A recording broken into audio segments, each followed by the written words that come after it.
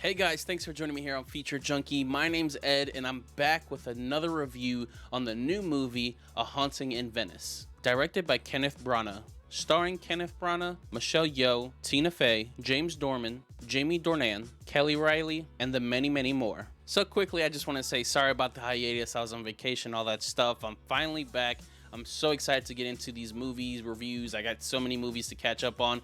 And for this particular one, I've been wanting to see this for quite some time now. It's been out a few weeks and I finally got a chance to see it today. I have a lot to say about this film, but before I get into it, if you could leave a like down below, I'd greatly appreciate that. Now let's get into the plot courtesy of IMDb. In World War II Venice, Poirot, now retired and living in his own exile, reluctantly attends a seance. But when one of the guests is murdered, it is up to the former detective to once again uncover the killer. So if you aren't familiar with Kenneth Branagh's mystery thriller type of films, he's done other ones such as Death on the Nile and Murder on the Oriental Express. This one is kind of like the third installment in that series. And I'll just say right up front, I think out of the three, this is probably my least favorite of them all. And I had super high hopes for this film. They were definitely marketing it as like this super horror type of mystery movie, but those horror elements definitely fell flat in this film. I feel like, if anything, this didn't need to be a horror film. And I feel like the biggest difference between this film and the previous ones is the tempo of the movie. When the detective does his interviews with his suspects, he's very methodical and really takes his time throughout the film,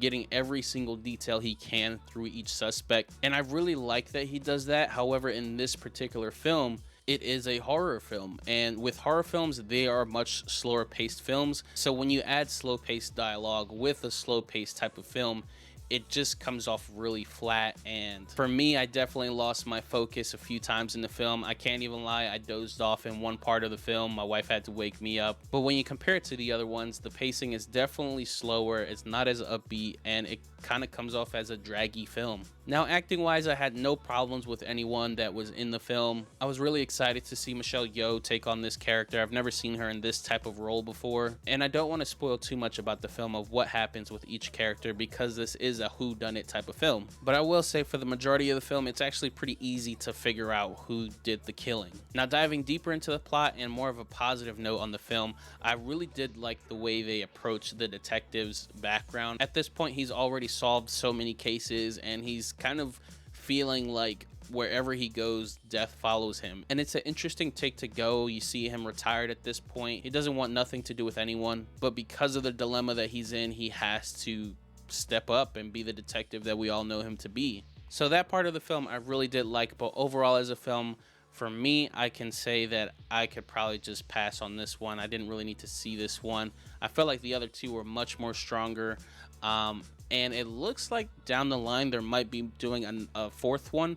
Who knows? We'll see how that comes out. But I want to know what you guys have to say about this film. If you liked it, if you didn't, are you planning to see it or not? Whatever your thoughts are, leave them in the comments down below. And if you haven't already, please like this video, subscribe, hit that notification icon down below so you know I'm going live or dropping new content. And I want to thank you guys so much for joining me here today on Feature Junkie.